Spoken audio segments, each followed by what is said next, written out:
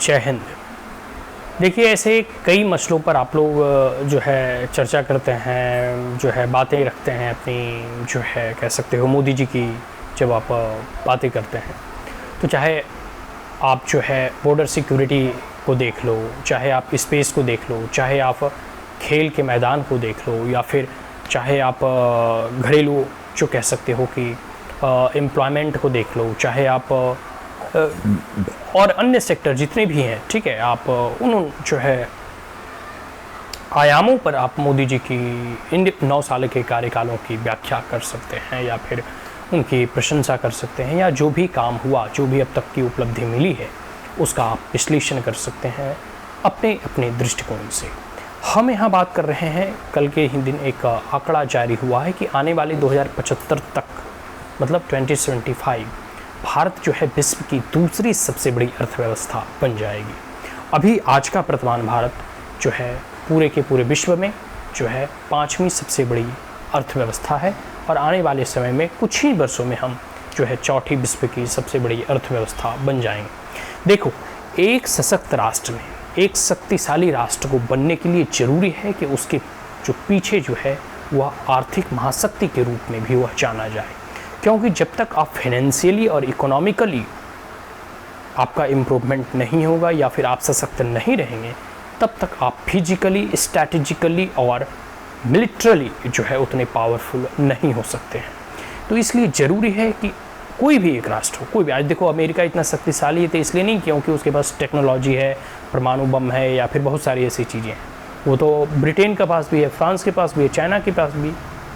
लेकिन अमेरिका इसलिए सबसे अधिक पावरफुल अभी है क्योंकि वो इकोनॉमिक पर्सपेक्टिव में और आर्थिक दृष्टिकोण से वह सबसे अधिक, अर्थव्यवस्था के दृष्टिकोण से और फाइनेंशियल और डॉलर के मुकाबले वो सबसे अग्रणी राष्ट्र है और सबसे कह सकते हैं उनके शक्तिशाली राष्ट्र है।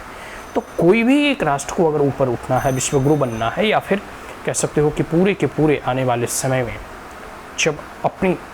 वर्ल्ड स्टेज पे धाक जमानी है, तो उन्हें आर्थिक के क्षेत्र में बड़ा परिवर्तन करना होगा और आर्थिक आयामों पे जो है आगे बढ़ना होगा। तो प्रधानमंत्री नरेंद्र मोदी के जो टारगेट है कि हम 2030 तक जो है 5 ट्रिलियन इकोनॉमिक डॉलर का जो है लक्ष्य रखे हैं, उसे भी भारत फुलफिल कर लेगा। लेकिन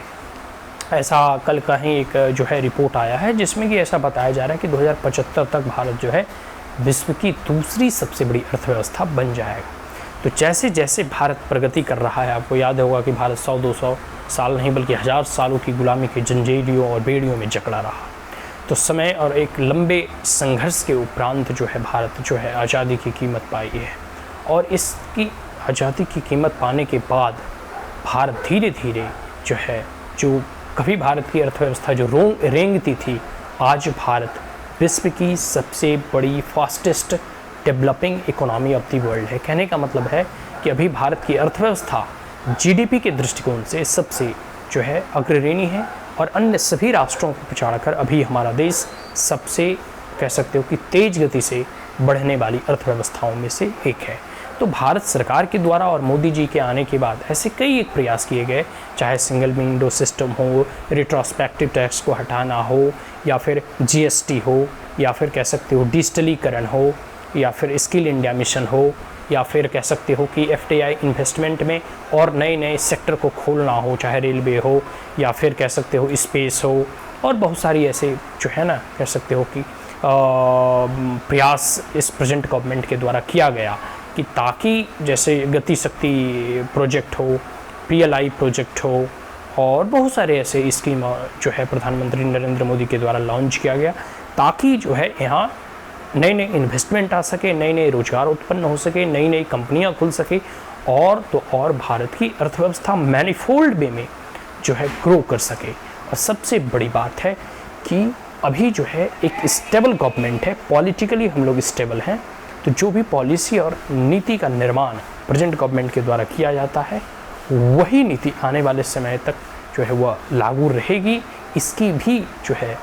जो है अपने दृष्टिकोण से जितने भी बड़े बड़े इन्वेस्टर होते हैं वो देखते हैं कि पॉलिसी में बार बार तो चेंजेस नहीं हो रहे हैं। तो एक स्टेबल गवर्नमेंट है, एक फुल मेजॉरिटी की सरकार है, तो पॉलिटिकली भी अभी हम स्टेबल हैं। इसलिए भी जो है बड़े बड़े जो इंडस्ट्री और कैपिटलिस्ट होते हैं वह इन बातों को देखते हैं और इस पे इन सरकार की बातों पर भरोसा भी करते हैं। तो इतने जो इन्वेस्टर समिट वगैरह हो गए, या फिर कह सकते हो कि जिस भी प्रकार से हो सके प्रधानमंत्री नरेंद्र मोदी का यह प्रयास रहता है कि बड़े बड़े इन्वेस्टर समिट यहाँ हो, और जब भी वो फॉरेन नेशन जाते हैं तो इन्वेस्टर से वो बातें करते हैं, मुलाकात करते हैं, ताकि जो है भारत को एक अट्रैक्टिव डेस्टिनेशन के तौर पर प्रोजेक्ट किया जा सके और बड़े बड़े इन्वेस्टर जो है यहाँ आकर इन्वेस्ट कर सके। और जैसे जैसे भारत की मैन्युफैक्चरिंग कैपेसिटी ग्रोथ होगा, ठीक वैसे वैसे ही भारत जो है एक supply chain resilient mechanism create करेगा। और भारत सिर्फ मेक इन इंडिया अपने लिए ही नहीं बनाएगा, बल्कि पूरे विश्व के लिए वह जो है सामानों को मैन्युफैक्चर करेगा और एक्सपोर्ट करेगा। तो जो आंकड़े अभी जैसे जैसे बतलाए जा रहे हैं, या फिर जैसे जैसे निकल कर उभरते हुए सामने आ रहे हैं, तो यह एक उभरते भारत को परिलक्षित करता है, या उभरते हुए भारत को एक प्रकार से कह सकते हो कि संकेत देता है। तो आने वाले समय में, और ये आर्थिक दृष्टिकोण से जो बड़े बड़े अर्थशास्त्री होते हैं वो अपने तरीके से इसका मूल्यांकन करेंगे। लेकिन कल हम न्यूज़ पढ़ रहे थे कि 2075 तक भारत जो है विश्व की दूसरी सबसे बड़ी अर्थव्यवस्था बनकर उभरेगा। तो वह दिन दूर नहीं कि दूसरी, और हो सकता है कि हम पहले पायदान पे भी उभर जाए, अगर इसी तरह सशक्त हाथों में जो है जनता ने शासन की बागडोर सौंपी। इसी तरह का एक अच्छा प्राइम मिनिस्टर भारत को आने वाले समय में भी मिलेगा, तो भारत और दिन प्रतिदिन नई ऊंचाइयों को छुएगा, नए नए कीर्तिमान को स्थापित करेगा, और भारत विश्व गुरु बनेगा। अखंड भारत हिंदू राष्ट्र। जय हिंद।